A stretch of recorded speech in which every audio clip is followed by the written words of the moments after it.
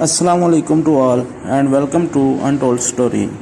नाजरीन, नवंबर की एक सर्द शाम में सूरज गुरूब हो रहा था जब मेगुमी योकोता ने अपनी बैडमिंटन प्रैक्टिस खत्म की। इस शाम नगीता की बंदरगाह पर सख्त सर्द हवाएं चल रही थी। यहाँ से मेगुमी का घर सिर्फ 7 मिनट के फासले पर था। 13 साल मेगुमी ने अपना बस्ता और बैडमिंटन का रैकेट उठाया और अपने घर से महज 800 फुट की दूरी पर अपनी दो सहेलियों को अलविदा कहा, लेकिन फिर वो कभी घर वापस नहीं पहुंच सकी। जब शाम के 7 बजे तो उनकी वालदा साकई योकोता अपनी बेटी के घर ना आने पर परेशान होने लगी। वो उनके स्कूल में वाक़ जिम की तरफ दौड़ी, ये सोचते हुए कि रास्ते में इन्हें इनकी बेटी मिल जाएगी। लेकिन स्कूल के चौकीदार ने इन्हें बताया कि वो तो बहुत देर पहले स्कूल से रवाना हो चुकी है। वाक़े की रिपोर्ट पुलिस को की गई। पुलिस खोजी कुत्तों और तेज रोशनियों की मदद से इन्हें करबो जवार के इलाकों में अंधेरे में तलाश करती रही। वो करीबी जंगल में भी तलाश करते हुए मेगुमी का नाम ऊंची आवाज़ से पुकारते रहे। मेगुमी की वालदा उन्हें साहिल पर जाने वाली सड़क पर तलाश करने लगीं और जंजलाहट के जेर असर वो वहां पार्क की गई हर गाड़ी को मुतलाशी नज़रों से देखती थी। साहिल की पट्टी पर तलाश करना काबिल फ़हम बात थी, लेकिन इस रात एक माँ को किसी ताकतवर और नाकाबिले बयां चीज़ ने पानी के दहाने की जानिब खींचा। बहरे जापान में साकी की नज़रों से कोसों दूर शुमाली कोरिया के एजेंटों की एक कश्ती कोरिया के हिस्से की जानिब तेज़ी से रवां दवा थी, जिसमें एक खौफजदा स्कूल की तलबा को कैद किया था। उन्होंने कोई सबूत नहीं छोड़ा था और ना ही कोई गवाह। यह जुर्म इतना बेबाक और अजीब था कि इसकी गत्थी सुलझाना तो दूर, कई लोग इसका तसव्वुर भी नहीं कर पाते। लेकिन बरसों बाद पता चला कि मेगुमी इस जुर्म का शिकार होने वाली तनहा लड़की नहीं थी। जापानी हुकूमत का कहना है कि सन 1977 से 1983 तक शुमाली कोरिया के एजेंटों ने कम अज़ कम 17 जापानी शहरियों को इस अंदाज में अगवा किया था। चंद तजियाकारों का कहना है कि असल तादाद शायद 100 से ज़्यादा है। मेगुमी की गुमशुदगी के एक साल बाद तक पुलिस की 3000 के करीब नफरी ने उनकी तलाश जारी रखी। अगवा की वारदातों से मुतल्लिक एक यूनिट ने योकोता के घर पर डेरा डाले रखा। गश्त करने वाली कश्तियां उन्हें समंदर में तलाश करती रहीं। यह तहकीकात तकलीफ दह अंदाज में बेसूद रही। मेगुमी के वालिद हर रोज़ उसे तलाश करते और रात को गुसलखाने जाकर रोते। साकी भी तन्हाई में रोती और कोशिश करती कि मेगुमी के छोटे भाई उन्हें रोते हुए ना देखें। नाजरीन, ये योकोता फैमिली के लिए एक तारीख दौर था। बरसों तक वो इस हलाक को पूर्ण न कर सके, लेकिन लापता मेगुमी जिंदा थी। शुमाली कोरिया के एक जासूस आन म्योंगजो मुनहरफ होकर सन 1993 में जनूबी अफ्रीका आए थे। उन्होंने जापान की एक मगवी खातून के बारे में बताया जो मेगुमी से मिलती जुलती थी। आन म्योंगजो ने कहा, मुझे वो वाज़े तौर पर याद है। वो नौजवान और खूबसूरत थी। उन्हें एक अगवाकार ने जो एक सीनियर जासूस था सन 1988 में उससे मुतल्लिक एक कहानी सुनाई थी। उनका कहना था, यह अगवा एक ऐसी गलती थी जो बिला इरादा हुई। कोई भी एक बच्ची को उठाना नहीं चाहता था। इस वक्त दो एजेंट्स नगीता में एक खुफिया मिशन के खात्मे के बाद साहिल पर कश्ती का इंतजार कर रहे थे। जब उन्हें एहसास हुआ कि इन्हें किसी ने सड़क से देखा है तो उन्होंने खौफ के आलम में देखने वाले को शक की बुनियाद पर पकड़ लिया। मेगुमी अपनी उम्र के लिहाज से दराज का थी। अंधेरे में उन्हें पता नहीं चला कि वो एक बच्ची है। उन्हें 40 घंटे तक तारीख कमरे में रखने के बाद शुमाली कोरिया पहुंचाया गया। आन कहते हैं कि बाहर निकलने के रास्ता तलाश करने की कोशिश में उसके हाथों के नाखून उखड़े हुए थे और खून आलूद थे। इस अगवा करने वाले जेंट्स की सरदनश भी की गई क्योंकि वो बहुत कम उम्र थी और इस छोटी लड़की का शुमाली कोरिया ने क्या करना था। कैद के दौरान मेगुमी अपनी वालदा को याद कर करके रोती रही और खाना खाने से इनकार कर दिया। उन्हें पुरसकून रखने के लिए अगवाकारों ने वादा किया कि अगर वो कोरियन ज़बान बोलना सीखेंगी तो उन्हें घर जाने की इजाज़त दे दी जाएगी। वो सिर्फ एक परेशान बच्चे को बेवकूफ़ बनाने के लिए बोला गया झूठ था। इसके अगवाकारों का ऐसा करने का कोई इरादा नहीं था। इसके बजाय वो मेगुमी से जासूसों को तरबियत दिलवाने का काम लेना चाहते थे ताकि वो जासूसी के एक स्कूल में जापानी ज़बान और रवैयों के बारे में जासूसों को सिखाएं। मुल्क के मुस्तकबिल के रहनुमा किम जोंग इल इस वक्त इंटेलिजेंस सर्विस के सरबराह थे। वो अपने जासूसी के प्रोग्राम को वसअत देना चाहते थे। अगवा किए जाने वाले सिर्फ गैर मुल्की उस्ताद ही नहीं थे, वो खुद भी जासूस बन सकते थे। यहाँ प्यांगयांग इनकी शनाख्त को जाली पासपोर्ट के लिए इस्तेमाल कर सकता था। वो दूसरे गैर मुल्कियों से शादी कर सकते थे जो शुमाली कोरियन नहीं कर सकते, और उनके बच्चे भी हुकूमत के काम आ सकते हैं। डेट पर आए जोड़े को मुंह पर कपड़ा डालकर उन्हें हथकड़ियां लगा दी गई। जापान के साहिल आम लोगों से भरे होते हैं और ये आमतौर पर अगवा की अमाजगाहें हैं जहां आला तरबियत याफ्ता एजेंट्स से बचने का इम्कान बहुत कम होता है। लोगों को ऐसा लगता है कि मुझे अपनी बहन के बारे में कुछ याद नहीं है, लेकिन मुझे वो अच्छी तरह याद है। हालांकि मैं उस वक्त स्कूल में तीसरी या चौथी जमात में था जब मेगुमी के छोटे भाई ताकियो योकोता और उनके जुड़वा भाई 9 बरस के थे तो पुलिस वाले उन्हें मार्शल आर्ट्स की वीडियोस दिखाते थे और कहते थे कि हारना नहीं है, मजबूत रहना है। गुज़श्ता 43 बरस के दौरान हर रोज़ उन्होंने इस मशवरे पर अमल करने की कोशिश की। अब वो 52 बरस के हैं और वो अपने कारोबारी लिबास में बैठे अपनी बहन की जानब से अगवा से कबल दिए गए पोस्ट कार्ड को थामे बैठे हैं। इसके आखिर में मेगुमी ने लिख रखा था, मैं जल्द घर लौट आऊंगी, मेरा इंतज़ार करें। वो अपनी बहन के बारे में बताते हैं कि वो बहुत बातूनी थी, बहुत फुर्तीली और ज़हीन। وہ ہمارے گھر والوں کے لیے سورج مکھی کے ایک پھول جیسی تھی۔ ان کے بغیر ڈائننگ ٹیبل پر بات چیت بہت محدود ہو گئی تھی، ماحول بہت دریغ ہو جایا کرتا تھا۔ میں بہت پریشان رہتا تھا، لیکن پتہ نہیں کیسے میں ہر روز رات کو بستر پر لیٹ جاتا اور صبح اٹھ جاتا، یہ جانتے ہوئے کہ وہ بھی تک لاپتہ ہے۔ میں اٹھتا اور میں انہیں اپنے پاس نہ پاتا۔ میگومی کی گمشدگی کے بعد اگلی 2 دہائیوں تک یوکوتا فیملی کا کیس ہنسا منجمد رہا، اور وہ خود بھی یہ جاننے کی کوشش کر رہے تھے کہ آخر اس دن ہوا کیا تھا۔ انہوں نے یہ سوچنے کی کوشش کی وہ عمر بیتنے کے ساتھ کیسی لگ رہی ہوگی۔ وہ 13 برس کی عمر میں ہی اتنی لمبی تھی، کیا اب بھی اتنی ہی لمبی ہوگی؟ کیا ان کے گالوں پر پڑنے والے گڑھے اب بھی ویسے ہی ہوں گے؟ لیکن ہر سوال پر ایک سایہ منڈلا رہا ہوتا تھا، اور یہ کہ کیا وہ اس نومبر کی رات زندہ بچ بھی پائی؟ 70 کی دہائی کے آخر میں ساحلی شہروں میں افواہوں کا بازار خاصا گرم تھا۔ مقامی افراد اجنبی کشتیوں پر سے آنے والے سگنلز اور روشنیوں کے بارے میں بات کرتے تھے، اور ان کوریائی سگریٹ پیکٹس کے بارے میں بھی جو ساحل پر پڑے ہوتے تھے۔ اگست 1978 میں ایک جوڑا تویاما کے ساحل پر ڈیٹ کے لیے نکلا تھا، لیکن کچھ افراد نے انہیں دبوچا اور ان کے منہ پر کپڑا ڈال کر انہیں ہتھکڑیاں لگا لیں۔ وہ افراد ایک ایسے جاپانی لہجے میں بات کر رہے تھے جو خاصا غیر روایتی تھا۔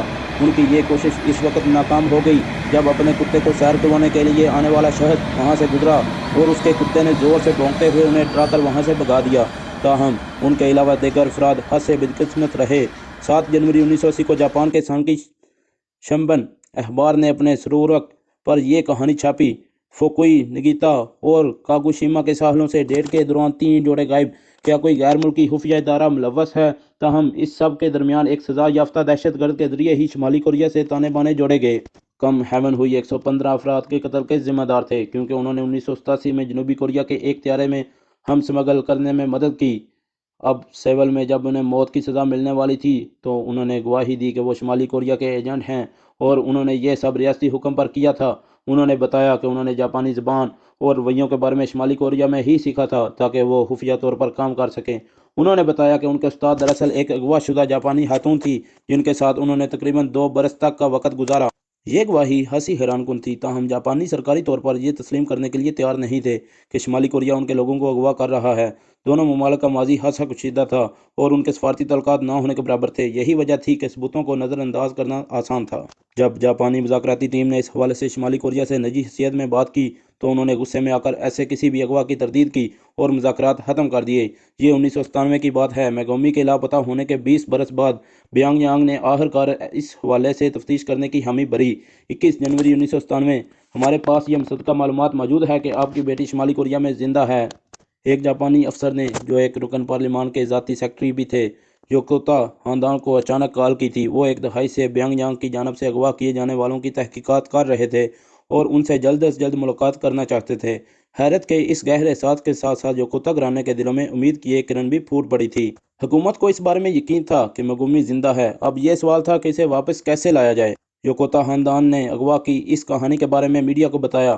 انہیں ڈر تھا کہ شمالی کوریا اس واقعے کو چھپانے کے لیے میگومی کو قتل نہ کر دے۔ تاہم ان کے والد کا ماننا تھا کہ اگر ان کا نام نہ لیا گیا تو اس کیس کو سنی سنائی بات سمجھ کر نظر انداز کر دیا جائے گا۔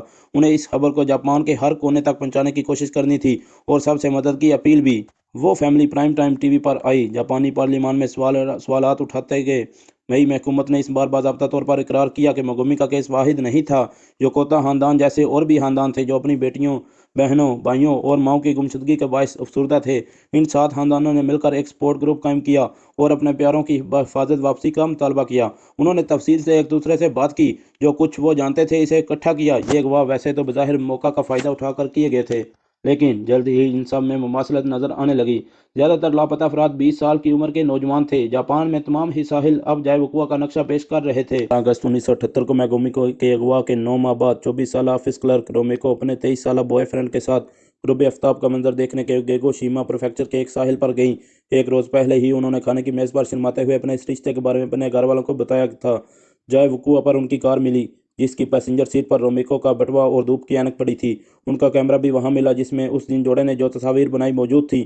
پولیس کو ذرا دور ساحل کے قریب ہی شوچی کا ایک سینڈل بھی ملا۔ ہر اغوا ایک نجی المیہ ہوتا، ایک پیارا جو بغیر کسی وجہ کے دنیا سے غائب ہو جائے، اور پیچھے رہ جانے والوں میں سے کچھ تو دکھ کی وجہ سے اپنا ذہنی توازن کھونے کے دہانے پر پہنچ جاتے ہیں۔ پریس اور عوام ہمیشہ ہمدرد ثابت نہیں ہوئے۔ خبروں میں اغوا کو اکثر مبینہ کہا گیا۔ متعدد جاپانی سیاستدانوں کا خیال تھا کہ یہ دعوے شمالی کوریا کو بدنام کرنے کے لیے جنوبی کوریا کی غلط خبریں ہیں، لیکن جب اہل خانہ نے درخواستیں دیں، ٹی وی اور ریڈیو پر آئے اور حکومت سے لابنگ کی تو سچائی سامنے آتی گئی۔ 5 سال بعد شمالی کوریا میں یہ سچائی خود کم جونگ آل تک پہنچ گئی۔ شمالی کوریا کے رہنما نے کہا کہ بحیثیت ایک میزبان مجھے افسوس ہے کہ میری وجہ سے جاپان کے وزیر اعظم کو اتنی صبح پیانگ یانگ آنا پڑا، لیکن ان کے ساتھیوں کے غصے کا وقت سے کوئی تعلق نہیں تھا۔ وزیر اعظم شمالی کوریا کے ساتھ جاپان کے تعلقات کو معمول پر لانے کے لیے وہاں پہنچے اور تبادلہ خیال کیا۔ انہیں امید تھی کہ اس اقدام سے متوقع رائے عامہ بہتر ہوگی، لیکن اس کے برعکس وہ سفارتکاری کی جال میں آ گئے۔ 1990 کی دہائی کے وحشیانہ قحط میں ایک اندازے کے مطابق 20 لاکھ سے زیادہ شمالی کوریائی باشندے ہلاک ہوئے تھے، اور کم جونگ آل چاہتے تھے کہ جاپان شمالی کوریا میں خوراک پہنچانے میں مدد اور سرمایہ کاری کرے، اور ساتھ ہی جاپان کوریا کو 35 سال تک نو آبادی بنانے پر بھی معافی مانگے۔ جاپان چاہتا تھا کہ اس پیانگ یانگ ان سب جاپانی شہریوں کی تفصیلات بتاتے ہوئے جو کہ ان کے جاسوسوں نے اغوا کیے تھے، اس نے ان تفصیلات کے بغیر بات کرنے سے انکار کر دیا۔ اس تاریخی میٹنگ سے آدھا گھنٹہ پہلے ان ناموں کی ایک فہرست سامنے آئی۔ شمالی کوریا نے 13 جاپانی شہریوں کو اغوا کرنے کا اعتراف کیا گیا، لیکن صرف 5 افراد کے زندہ ہونے کی تصدیق کی گئی۔ انہوں نے دوسرے 8 افراد کی موت کی وجوہات میں ڈوبنا، کوئلے کے خراب ہیٹر کے دھوئیں سے دم گھٹنا، ایک 27 سالہ عورت کو دل کا دورہ پڑنا اور 2 افراد کی موت کار کے حادثے کی وجہ سے بتائی، اور وہ بھی ایسے ملک میں جہاں نجی شہری شاد و نادر ہی اپنی ذاتی گاڑی رکھتے ہیں۔ پیانگ یانگ نے دعویٰ کیا کہ وہ ان کی باقیات فراہم نہیں کر سکتا کیونکہ سیلاب ان کی تقریباً تمام قبریں بہا کر لے گیا۔ کوزومی حیرت میں رہ گئیں۔ انہوں نے کم جونگ کو بتایا کہ جو معلومات فراہم کی گئی اس سے میں صحت پریشان ہوں، اور بطور ایک وزیر اعظم جو جاپانی عوام کے مفادات اور ایک سلامتی کا ذمہ دار ہوں، میں صحت احتجاج کرتا ہوں۔ میں یہ تصور بھی نہیں کر سکتا کہ خاندانوں کے باقی افراد اس خبر کے متعلق کیا سوچیں گے۔ کمرے سے باہر اس پریشان کن صورتحال پر بات کرتے ہوئے کابینہ کے نائب ترجمان شنزو آئے نے، جو بعد میں جاپان کے سب سے طویل عرصے تک رہنے والے وزیر اعظم بنے، کوزومی پر زور دیا کہ وہ تعلقات معمول پر لانے کی بات چیت پر اس وقت تک دستخط نہ کریں جب تک کہ پیانگ یانگ باضابطہ طور پر اغوا کے لیے معذرت نہ کرتا۔ جب مندوبین نے مذاکرات دوبارہ شروع کیے تو کم نے ایک میمو اٹھا کر پڑھتے ہوئے کہا، میں نے اس معاملے کی اچھی طرح چھان بین کی ہے، بشمول اپنی حکومت کے اس میں کردار کے ہمارے دونوں ممالک کے مابین دہائیوں کے ماندانہ تعلقات نے اس واقعے کا پس منظر فراہم کیا۔ اس کے باوجود یہ ایک خوفناک واقعہ تھا۔ جہاں تک مجھے معلوم ہوا ہے، یہ واقعہ خصوصی مشن بنانے والی تنظیموں نے 1970 اور 1980 کی دہائی میں شروع کیا تھا، جو اندھی حب الوطنی اور گمراہ کن بہادری سے سرشار تھیں۔ جیسے ہی میرے علم میں ان کی اسکیمیں اور کرتوت لائے گئے تو میں نے ذمہ دار افراد کو سزائیں دلوائیں۔ اس طرح کی چیز دوبارہ کبھی نہیں دہرائی جائے گی۔ پیانگ یانگ کے عمر نے کہا کہ یہ اغوا کی کارروائیاں اس لیے تیار کی گئی تھیں تاکہ ان کے جاسوسوں کو جاپانی زبان بولنے والے اساتذہ اور جنوبی کوریا میں مشن کو غلط شناخت فراہم کی جائے۔ ہاں، کچھ متاثرین کو ساحلوں سے اٹھایا گیا اور دیگر کو تعلیمی اداروں یا یورپ میں دوران سفر لالچ دے کر اغوا کیا گیا۔ انہوں نے میگومی کے بارے میں بات کی، جن کا نام کئی سالوں سے سب سے کم سن اغوا ہونے والی شخصیت کے حوالے سے لیا جا رہا تھا۔ انہوں نے کہا کہ 1998 میں ان کے اغوا کاروں پر مقدمہ چلایا گیا تھا اور انہیں قصوروار پایا گیا تھا۔ انہوں نے کہا کہ ایک کو پھانسی دے دی گئی اور دوسرا 15 سال کی قید کی سزا کے دوران ہی مر گیا۔ میں اس موقع پر ان لوگوں کے افسوسناک طرز عمل پر براہ راست معافی مانگتا ہوں۔ میں پھر کبھی ایسا نہیں ہونے دوں گا۔ کوئزومی نے پیانگ یانگ اعلامیہ پر دستخط کر دیے۔ اس وقت 5 کو زندہ جبکہ 8 مغویوں کو مردہ قرار دیا گیا۔ جاپان نے وزارت خارجہ کے ایک گیسٹ ہاؤس میں اغوا کنندگان کے خاندان بڑی بے چینی سے ان کے متعلق کسی خبر کا انتظار کر رہے تھے۔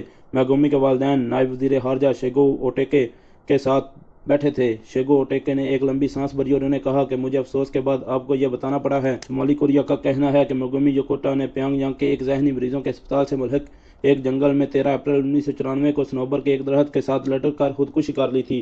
ان کا اس اسپتال میں ڈپریشن کا علاج ہو رہا تھا۔ لیکن کچھ عرصے پر میگومی نے خط لکھا، کسی نہ کسی طرح میں اس شدید طوفان سے بچنے میں کامیاب ہوئی ہوں۔